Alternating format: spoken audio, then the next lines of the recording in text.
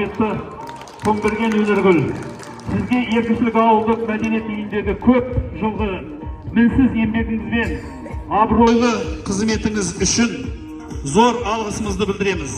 Мәдениет саласында өзіңізді білікті де білімді кәсіби маман ретінде көрсетіп, осы саланың мерей мәртебесін көтеріп келесі сани байлықты, ұлттық құндылықты сіңіріп, игі дәстүрлі жалғастырудасыз. Аянбай еңбек етіп келесіз. Сізге зор денсаулық, отбасыңызға амандық, әрбір бастамаларыңызға сәттілік, шәкірттеріңізге толығай табыс тілейміз. Қошеметпен Алда Сугуров, Үмбетей Жырау атындағы Ермет аудандық мәдениет үйінің директоры Алдияр Мерекеұлы.